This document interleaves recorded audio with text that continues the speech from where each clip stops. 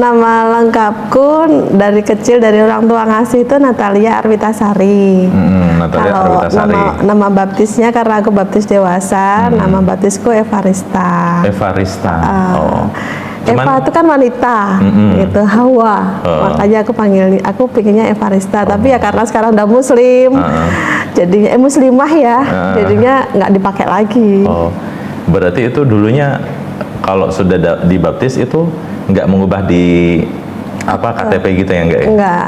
Karena ya, sebetulnya dewasa itu ya. Sebetulnya waktu itu di KTP sempat masuk sih, sempat masuk nama Evarista Natalia Arwitasari. Tapi begitu hijrah terus dapat surat mu'alaf kan, itu aku mengajukan ke Dispenduk untuk nggak pakai nama itu lagi. Gitu. Jadi kan karena baptis dewasa. Kalau orang Katolik baptisnya anak-anak, dari kecil kan sudah tercatat di akte. Nah, karena aku baptis dewasa jadi nggak tercatat di akte. Baru tahu. Gitu. Itu berarti ini keluarga semuanya masih agama yang lama ya? Masih. Jadi ibu Kristen, Katolik. Katolik. Jadi ibu beserta om, tante, om bule semuanya masih Katolik. Dan kami semua juga aktivis gereja ya, karena masih dulu saya pun juga aktivis gereja gitu. Terus anak-anak dari pernikahan yang dulu juga kan masih Kristen. Anak saya laki 3 itu juga masih Kristen. Jadi ya udah biar Allah aja yang membolak-balikkan hati, yang memberikan hidayah, karena kan hak prerogatif hidayah kan dari Allah ya. Kita yang udah hijrah ini hanya memberikan contoh kehidupan sehari-hari aja, bahwa oh iya setelah hijrah kamu jadi baik, setelah hijrah kamu hidupmu pun juga lebih baik gitu. Paling gitu aja sih. Dan kita itu ada satu doa, ada satu senjata yang masih kita punya, kita berdoa. Oh iya. Tanpa lelah mendoakan ibu kandung kita ya. Berarti ibu kandung masih Kristen ya? Masih Katolik. Anak-anak juga ya? Masih semuanya masih Katolik. Dan itu tadi saya bilang keluarga besar saya itu masih aktivis gereja. Jadi ada yang romo, ada yang suster, prodiakon, pokoknya semuanya aktivis gereja. Saya pun dulu juga aktivis gereja, yang dimana dulu saya harusnya ngajak orang Islam jadi Katolik gitu. Malah sekarang saya seperti menelan ludah sendiri. Tapi setelah hijrah juga nikmat banget gitu loh. Ujian pasti ada. Ujian saat hijrah tuh ada. Pasti. Banyak banget, seperti di balik gitu loh, dibalik banget gitu toh. Jadi yang tadinya fine-fine aja, hidupnya oke, begitu jadi muslim seperti ditumpahin gitu loh. Jadi ya udah, waktu itu ya marah gitu loh. Waktu itu ya marah, waktu itu jengkel gitu loh, kok jadi Islam kok gini gitu kan. Tapi karena saya senang mencari ilmunya, mencari tahu apa itu Islam, jadinya ya alhamdulillah ketemu komunitas yang baik. Seperti waktu itu yang menolong saya kan Ustadz Agus dari MCI, kemudian ketemu sama Kohriko juga. Kohriko itu yang dari TMI, Tionghoa Muslim Indonesia. Dan dari TMI sendiri kan ada SMI, Sekolah Mu'alaf Indonesia, yang udah 3 tahun. Nah dari situ karena kami sering ketemu, sering belajar, akhirnya ya makin kuat gitu. Tapi ini juga nggak terlepas loh Mas dari doa sahabat saya. Oh iya, siapa itu? Jadi saya tuh kami dulu tuh bertiga bersahabat, saya, Mbak Iin sama Mbak Nuni yang sudah almarhum. Jadi waktu saya masih Katolik, kemudian Mbak Iin Muslim sejati, sedangkan Mbak Nuni ini pernikahan campur kan, Islam dengan Katolik. Nah waktu saya Katolik ya saya fine-fine aja gitu dengan persahabatan mereka. Tapi Mbak Iin selalu yakin bahwa ya kamu tuh besok suatu saat pasti akan Islam deh. Nggak mungkin, saya pokoknya tuh karena memang basicnya saya nggak suka Islam, nggak suka, memang membenci Islam, nggak suka Islam gitu tuh marah gitu loh. Apalagi kalau ada orang ngomong agama terbaik itu adalah Islam gitu. Saat itu saya pun marah, siapa kamu, kok kamu bisa ngomong seperti itu gitu ya. Waktu itu saya masih Katolik itu ya saya marah gitu. Semua agama tuh baik gitu, tergantung orangnya kalau menurut saya kan gitu. Nah ternyata doa teman saya terkabul. Jadi waktu dia berangkat haji itu dia salah satunya yang mendoakan saya jadi Islam gitu. Dan waktu saya kan Islam ini tahun ke-7 saya. Saya jadi Islam itu 2022 Desember 2016. Itu syahadat saya karena mau menikah. Benar. Jadi alasannya mau menikah. Itu pun karena izin ibu ya. Ibu kan bilang, kamu nikah di Katolik agak ribet gitu. Karena saya pernikahan pertama kan cerai hidup. Jadi kalau di pernikahan Katolik mungkin nanti Mas Fahmi juga makin paham ya. Jadi kalau pernikahan di Katolik itu kawin campur itu boleh. Nikah beda agama itu boleh. Jadi Katolik sama Islam, Katolik sama apa tuh boleh gitu. Tapi di sini karena saya di pernikahan pertama itu cerai hidup, itu nanti kalau mau menikah di gereja Katolik itu ada penyelidikan. Jadi diselidikin dulu gitu toh, sampai ke Vatikan dulu. Setelah Vatikan ACC barulah diizinkan menikah di gereja. Itu pun tidak sakramen, hanya pemberkatan. Jadi kalau pemberkatan itu ya di bawah altar, nggak pakai hosti gitu kan. Tapi kalau sakramen kan sampai hosti gitu. Nah, terus ibu saya, udah ribet kamu nikah di Katolik gitu kan. Ya udah, kamu nikah Islam aja, gampang gitu kan. Ya udah, saya pikir ya karena mungkin ibu lagi seneng ya, saya ambil kesempatan itu. Makanya saya syahadat. Waktu syahadat pun hari Jumat pas hujan deras lagi kan. Itu pun syahadatnya saya di KUA Gajah Mungkur itu saya nangis. Nangisnya gini. Memang nggak ada keluarga kan yang menemani, hanya teman-teman saya yang mensupport saya untuk masuk Islam ya. Mbak Iin itu, Mbak Nur sama suaminya, ada suaminya Mbak Irmina juga. Itu saya nangisnya tuh gini, ya Allah, apakah memang ini jalan hidupku gitu loh. Kok saya seperti kayak dipermainkan kan gitu. Katolik sekarang Islam gitu. Waktu itu saya nangisnya tuh ya, saya nangisnya waktu diucapkan syahadat itu gitu. Asyhadu alla itu saya cuma nangis, kok gini gitu ya waktu Pas itu. Itu saya mikirnya cuman, apakah memang ini jalan yang harus aku tempuh waktu itu kan itu. Terus habis itu saya Desember, kemudian bulan Februari kan dapat challenge dari Tupperware untuk antara umroh dan Yerusalem. Saya pilihnya Yerusalem. Waktu itu. Suami waktu itu, setelah itu kan Januari saya menikah sama suami. Suami juga nanya, loh kamu kok malah milih Yerusalem, nggak milih umroh? Apa nggak bisa dibatalin? Nggak bisa, saya bilang gitu. Terus saya Yerusalemnya milihnya leisure. Kenapa saya milihnya Yerusalem leisure? Kenapa? Karena kalau umroh itu setelah saya Islam kapanpun saya bisa berangkat. Ya kan, setelah saya Islam kapanpun dengan siapapun saya bisa berangkat gitu kan. Tapi kalau Yerusalem saya Islam mesti ketar-ketir gitu loh, pasti takut loh. Aku Islam kok mau ke Yerusalem kan gitu ya, gitu kan aneh gitu ya. Nah benar, setelah di Yerusalem saya kan leisure, itu lebih banyak jalan-jalannya. Jadi di situ pun saya pun juga masih bertanya sama Tuhan ya Allah.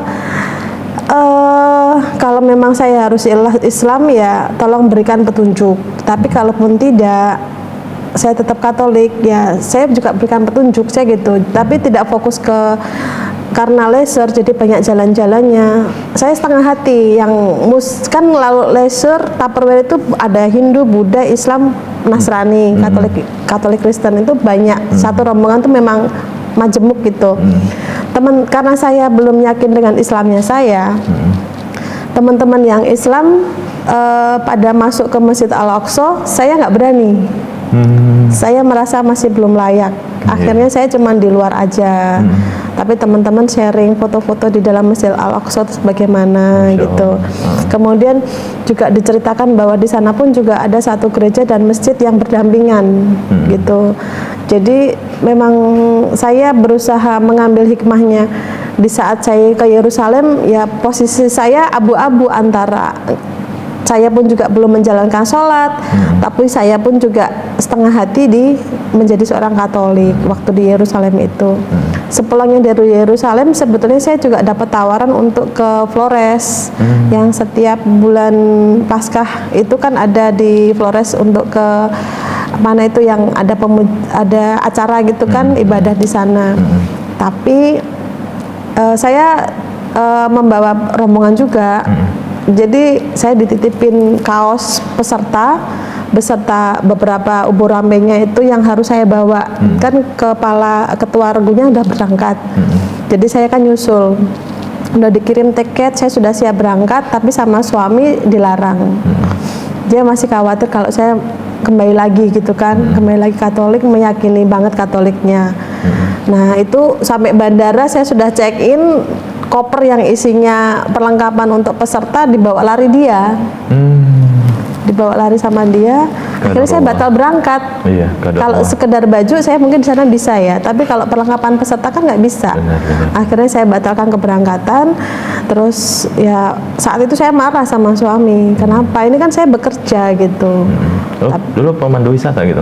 Ya dulu kan karena kuliah saya kan juga travel ya, Oh, iya, jadi benar. pariwisata, jadi saya dipercaya sama teman-teman gitu kadang untuk ayo ikut ke gitu kan. Nah waktu itu juga diajak pergi, kemudian tapi nggak jadi. Iya, suami marah. Nah suami marah, tapi teman saya yang travel akhirnya memaklumi. Akhirnya memaklumi. Terus lah setelah itu saya menjalankan Islam ya apa adanya. Diajak suami untuk sholat, ayo suami sholat jamaah, kamu kan sudah Islam kan gitu. Saya nggak mau. 1 tahun pertama, jadi 2017 itu saya nggak mau menjalankan kewajiban saya sebagai seorang muslim, nggak mau, karena pertama memang suami saya mengajak sholat, tapi suami saya tidak memberikan hal yang saya butuhkan selain sholat gitu loh. Jadi suami saya kan juga tidak bekerja waktu itu. Jadi saya berpikir bahwa kamu aja nggak ngehidupin saya kok, nggak ngasih contoh yang baik kok, kenapa saya harus ngikutin kamu gitu toh. Saya nggak mau sholat. Bahkan beliaunya itu kalau ngajak sholat itu bagi saya rada aneh gitu. Karena entah ya, ini juga laki-laki muslim yang mengajak wanita jadi mu'alaf itu apakah paham apa enggak, saya kurang tahu. Jadi suami saya tuh kalau ngajak sholat tuh dia bilang gini, kamu kan supaya suci, kamu kalau sholat nggak usah pakai baju. Jadi langsung mukena gitu. Nah saya kan nggak paham, saya jalanin aja. Tapi begitu saya tanya sama orang gitu, yang muslim biasa gitu, juga ya itu baik, mereka bilang gitu. Kan kamu di rumah, mungkin menghindari najis, dia bilang gitu. Tapi bagi saya kan kayak risih gitu loh, nggak pakai baju langsung mukena kan rasanya kayak risih gitu. Nah tapi kalau saya ya namanya sholat bolong-bolong lah waktu itu. Jadi ya nggak, dia bilang ikuti saya aja, dia bilang gitu. Oh ya.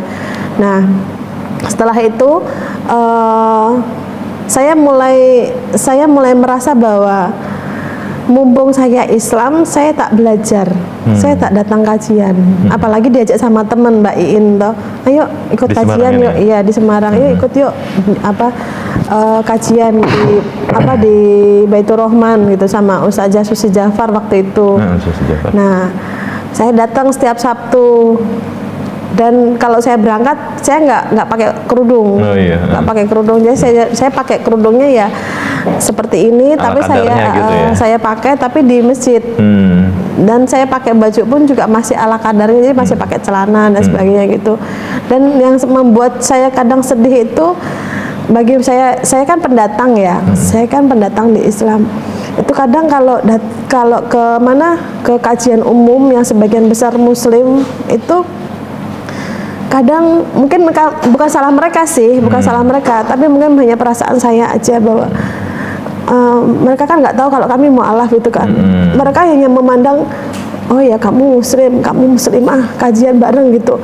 Tapi bagi saya pribadi saat itu tuh merasa bahwa saya sendiri, saya sendirian. Kemudian datang ke kajian cuman senyum-senyum gitu, tapi saya nggak merasa ada rasa sama mereka, nggak ada rasa klik sama mereka. Jadi kadang saya duduk di belakang sendiri gitu tuh, memperhatikan kajian. Kemudian semua kajian saya terima, saya catat, itu bukunya juga masih ada. Dan karena saya masih betul-betul awam itu di Islam, saya tanya, tapi pertanyaan saya tuh orang lihat ke saya gitu. Mungkin bagi mereka ini pertanyaan cetek banget gitu loh. Mungkin gitu ya. Karena kan saya nggak paham, Iya, saya nggak paham. Kemudian saya nanya itu, mereka pada ngeliatin, saya jadi bertanya-tanya loh, apa aku salah kajian tau, bilang gitu kan, saya nggak paham, saya nyatet loh, saya nyatet, tapi di saat saya nyatet ini ada yang nggak paham, saya kan pasti nanya. Dari situ saya ngerasa wah ini kajiannya nggak cocok ini aku gitu, karena mungkin terlalu tinggi buat saya gitu. Walaupun saya senang, akhirnya kalau saya datang saya diem, nggak tanya gitu, kecuali ada teman saya gitu baru saya dikenalin gitu tuh sama yang lain. Nah setelah itu karena banyak pertanyaan dalam diri saya harus bagaimana. Terus sama teman saya Mbak Iin dikenali sama Ustadz Malik yang di Harapan Bunda.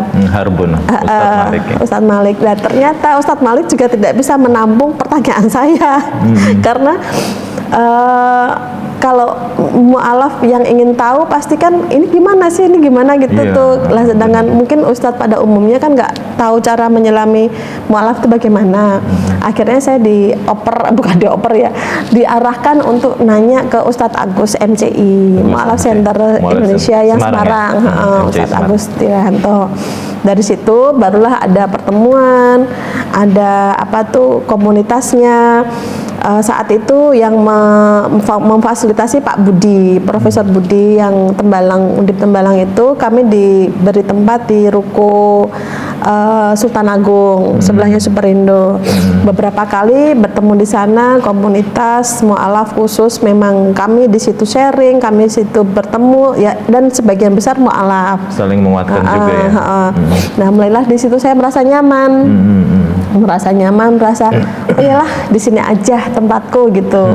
Nah sejalan dengan waktu ternyata ada beberapa hal yang nggak cocok juga. Nggak cocok dalam arti itu mungkin kalau saya fokusnya tuh pingin ke mu'alaf gitu. Jadi acara yang mu'alaf, pembinaan yang mu'alaf itu, menguatkan yang mu'alaf gitu kan. Jangan dicampur sama yang umum gitu. Kalau saya pengennya gitu lah. Akhirnya sama Ustadz Agus tetap berjalan, ketemulah dengan Kohriko ini, dengan sekolah mu'alafnya yang memang fokus. Itu di Tionghoa Muslim ya, Kohrikonya? Tionghoa Muslim Indonesia itu kan programnya salah satunya mu'alaf itu, sekolah mu'alaf itu. Waktu itu di Greenhouse tempatnya, yang di Sultan Agung itu, ya kan. Nah setelah itu di situ masih dengan laki perempuan, jadi Ikhwan Ahwat gitu kan, Ikhwan Ahwat. Lalu sekolahnya dengan Ustadz dan Ustazah. Ustazahnya Dr. Dewi Purnamawati dari Solo. Ustadznya waktu itu macam-macam lah gitu ya. Itu disponsori juga sama FKM Mas Dian ya kan. Nah di situ pun saya dijadiin contoh, karena memang saya orangnya kan selalu nanya nih, dijadiin contoh sama Ustazah Dewi, gitu. Jadi saya ingat banget tuh Ustazah Dewi kalau ngomong tuh, julurkanlah jilbabmu menutupi denko tanpa kalengmu gitu kan, gitu. Saya juga bercanda, lah kan saya nggak punya denko, saya kan cuma tutup gelas, ngapain tak tutupin gitu kan, maksudnya kan ditutupin semua gini tuh. Terus dikasih contoh, coba nih lihat nih kayak gini gitu. Terus yang laki-laki ada belakang, jangan lihat yang perempuan gitu kan, karena kita dicampur ya gitu. Lihat tuh udah bagus nih pakai kerudung begini, tapi lihat gini gitu, sama aja dia kayak nggak pakai kerudung gitu kan. Keras sih tapi mengena. Bener. Bahkan dikasih contoh, lemper aja 2.000 itu aja dibelebet ya.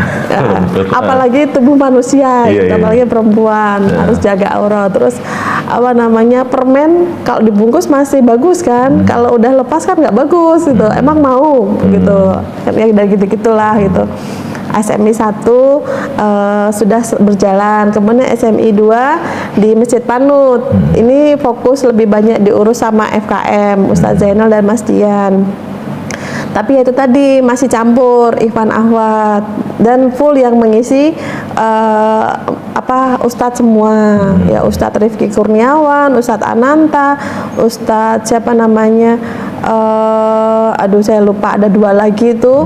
Pokoknya materinya sendiri-sendiri, soalnya fikih sendiri, siroh sendiri, akidah sendiri gitu-gitu. Nah sudah, ternyata teman-teman masih belum puas, saya pun juga belum puas. Karena apa? lah nek kene tekok haid mosok tekok mbek ustaz kan ndak enak Oh ya iya, bener. gitu kan sungkan gitu. Mek curhat wanita kan mosok mbek ustaz ngomong ke bojone mosok mbek ustaz kan ndak enak gitu Iya. toh.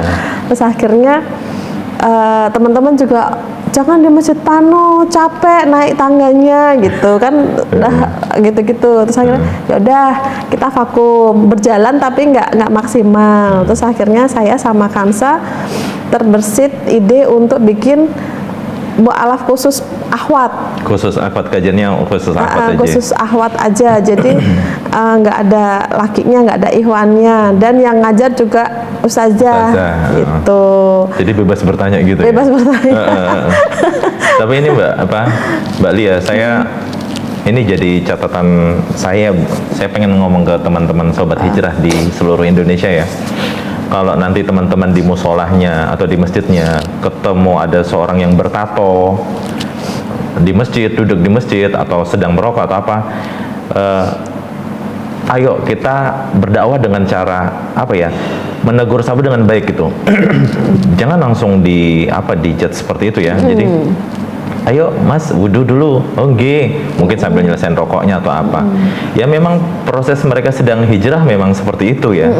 Dan juga buat teman-teman yang ikut kajian khusus akhwat ya, jika menemukan mbak-mbak tanpa kerudung ya atau pakaiannya masih celana jeans, sepatu, ayo dirangkul gitu loh. Jangan nilai dari tampak luarnya gitu. Mereka itu butuh teman ya sebenarnya. Mereka itu butuh teman, mereka itu butuh dirangkul, diajak ngobrol. Kalau mereka punya pertanyaan-pertanyaan yang menurut kalian itu wagu atau lucu ya, ayo pahami bahwa mereka mungkin pengetahuannya memang sampai baru segitu. Nah, ayo dirangkul aja gitu. Diajak, Mbak, rumahnya di mana? Kayak gitu loh. Oh gini.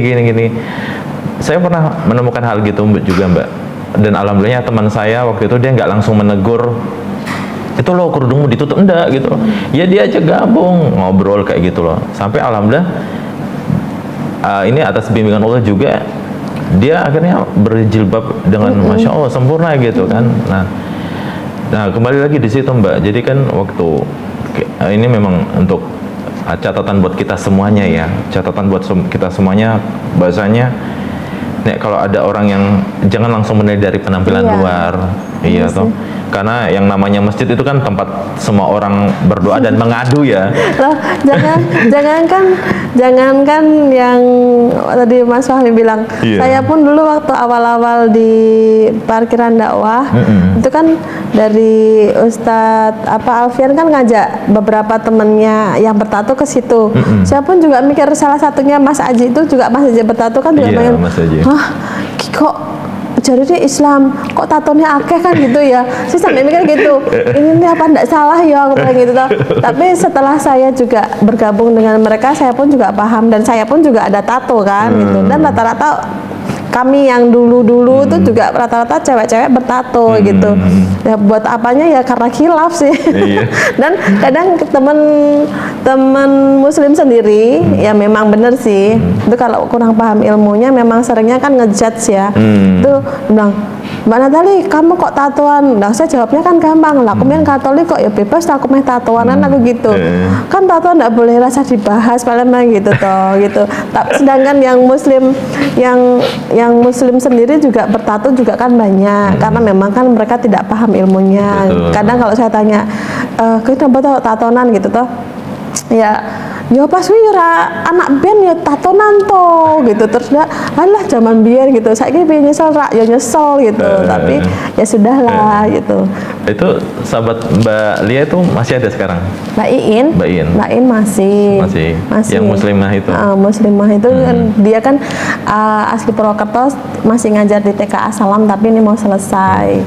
Jadi ya itu tadi, kalau sekarang ini teman di SMI pun, di sekolah mu'alaf pun ada beberapa yang datang itu tidak kerudungan dulu.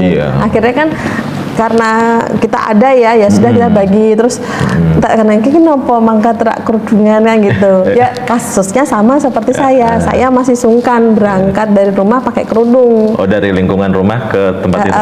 Baru nanti pakainya pas di tempat kajian aja gitu. Ya, teman-teman pun yang mualaf pun kadang juga kan ngelirik gitu.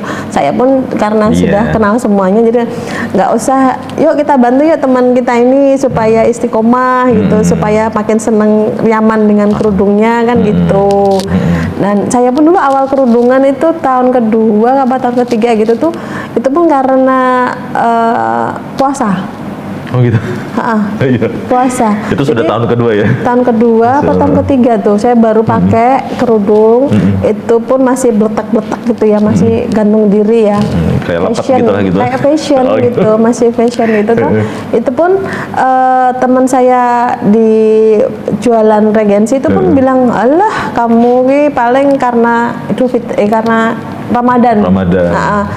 Ayah moga-moga enggak, aku bilang gitu, semoga tidak gitu. Terus begitu selesai Ramadan saya tetap pakai, mereka pada bertanya, emang kamu yakin pakai kerudung nanti rambutmu rontok lah, rusak lah begini-begini. Tadinya pun saya berpikir akan panas, sumuk, ternyata alhamdulillah enggak gitu kan, terus makanan dari Allah ya. Dan yang paling penting supaya menegaskan kepada teman-teman Katolik saya bahwa saya sudah hijrah. Benar. Karena sebelum saya pakai kerudung, teman saya di gereja kan mereka semua manggil saya Eva. Jadi saya sekarang tahu teman saya manggil Eva itu teman gereja gitu. Oh, gitu. Teman saya yang manggil saya Natalia itu teman zaman dulu. Teman sekarang manggil saya Alia, kalau enggak Lia gitu kan. Jadi saya tahu kotak-kotaknya. Jadi saya sudah mualaf, saya sudah sholat, tapi teman gereja saya masih ngajak. Jadi karena saya memang di gereja aktivis, mereka nggak percaya. Jadi Eva, ayo kita mau ada retret nih, ikut ya gitu. Eva, kita mau ada ke gereja, ke Gua Maria ini, ikut ya gitu. Saya kan bilang, loh saya udah muslim, saya nggak bisa, udah ikut aja. Kamu kan seneng dolan gitu. Oh gitu. Iya. Padahal mereka tahu kalau saya udah sampai bersama mereka, saya nggak pegang mic. Saya suka membuat suasana tuh bahagia, seru, dan yang pasti nyanyi. Nggak mungkin enggak kan. Nah itu saya sebelum pakai kerudung. Jadi mereka seolah-olah tuh kayaknya Eva masih bisa diajak nih ke gereja gitu. Kan kehilangan domba kan. Jadi domba tersesat gitu. Saya kan mereka kan kehilangan domba. Jadi dombanya harus diajak balik kan gitu. Jadi mereka selalu Eva kita kumpul. Tapi aku udah muslim, aku udah bilang gitu. Nggak apa-apa, nggak ada minuman nanti yang haram nggak usah kamu ambil. Kan pasti ada daging babi, pasti gitu kan. Jadi supaya mereka yakin bahwa saya sudah pakai kerudung, saya Islam, saya pakai kerudung. Sudah pakai kerudung pun saya masih diundang, masih diajak, sampai sekarang saya masih diundang. Eva ini sakit, kamu ikut datang ya. Eva ini ada kumpul, kamu ikut ya gitu. Masih sampai sekarang. Tapi ya itu tadi, saya berusaha menolak dengan halus supaya mereka tidak tersinggung, tapi silaturahim kami tetap terjaga. Bahkan ada juga yang ngeledekin, ya bukan ngeledek ya, mungkin doa ya. Karena melihat postingan saya gitu, kadang kalau pas ketemu, aduh Bu Haji, gitu. Saya cuma bilang amin. Saya bilang gitu aja, karena mungkin melihat aktivitas saya. Dan Mas Fahmi, saya mau balik sedikit. Jadi waktu saya mualaf tahun 22 Desember itu kan saya posisi masih kontrak. Kontrak rumah karena memang mau menikah gitu kan. Waktu bulan Januari kan saya menikah dengan suami, itu posisi anak saya lagi liburan. Begitu mereka pulang, mereka tahu mamanya sudah menikah dan jadi Islam, mereka kan kaget. Gitu, loh mama kok gini-gini, udah ini pilihan mama daripada mama zina kan gitu. Sudah sama-sama dewasa, pergi bareng, nanti jadinya zina, sama mama nikah aja. Tapi kenapa mama Islam? Mama kenapa harus jadi ikut Islam? Terus ya saya jelasin. Nah setelah itu saya disuruh pulang sama ibu saya. Udah kamu pulang, kamu kan sudah menikah. Kamu akan lebih punya harga diri kalau kamu punya rumah, nggak terkontrak kan gitu. Kamu pulanglah gitu. Akhirnya karena saya berpikir bahwa saya sudah punya suami dan saya ingin membuktikan bahwa Islam saya baik, saya pulang. Tapi ternyata ibu punya maksud lain gitu toh. Ibu punya maksud lain bahwa Oke, kamu sekarang sudah menikah, kamu sudah sah, punya suami, dan kamu sudah pulang. Kembalilah ke Katolik, Oh, kembalilah ke gereja. oh, makduk aku. Gitu. Iya, kembalilah ke gereja. Tapi ibu nggak ngomong. Ibu nggak ngomong. Ibu hanya minta saya pulang, tapi beliaunya berharap saya kembali ke gereja, gitu kan. Setelah saya tidak ke gereja beberapa bulan, bahkan saya malah diem-diem itu ngaji, kajian, ikut kajian. Jadi itu tadi, saya kalau di luar baru pakai kerudung gitu. Nah, suatu ketika saya lagi di kaca, lagi mantes-mantesin kerudung yang mau saya pakai untuk kajian, ketahuan ibu. Ketahuan ibu. Jadi, wah, kamu sekarang mau jadi Bu Haji ya? Saya kan langsung takut kan, langsung takut. Enggak kok Bu, biasa aja, saya cuma mau mantes-mantesin gitu toh. Nah, dari situ ibu saya mulai berpikir bahwa wah, ini Lia gak bakal balik Katolik nih gitu kan. Sepertinya dia mau mempelajari Islam gitu kan. Nah, nggak lama ibu saya ngusir. Ngusir. Jadi ibu saya suruh pergi dengan alasan karena kamu nggak mau balik jadi Katolik gitu, nggak mau balik jadi Katolik, jadi udah kamu pergi aja gitu. Padahal di situ saya baru berapa ya, 4 bulan kalau nggak salah di rumah ibu itu. Padahal saya udah ngomong sama ibu, Bu, saya jangan diusir. Saya bilang gitu, saya belum ada dana untuk kontrak kan, saya gitu. Tolong saya izinkan dulu belajar Islam. Kalau saya nggak nyaman di Islam, saya tak balik Katolik. Itu kan nggak salah. Pasti itu. Jadi domba yang hilang kan kembali gitu kan. Gitu. Jadi kan nggak masalah kan. Nah, apa namanya? Karena saya diusir, ya sudah, keputusan ibu bulat mengusir kami. Yang tadinya ibu minta kami pulang, kami diusir lagi, ya udah kami pergi nih, pergi. Terus karena saya lagi galau, saya bingung antara Katolik sama Islam. Akhirnya saya di Katolik juga udah abu-abu, udah nggak jelas, bahkan saya diusir. Akhirnya saya memutuskan sungguh-sungguh di Islam, mempelajari Islam dan belajar Islam. Nah, setelah saya belajar Islam, saya baru tahu ternyata agama yang terakhir itu memang agama Islam. Kemudian di Alkitab pun ditulis bahwa akan datang utusan setelah aku, gitu.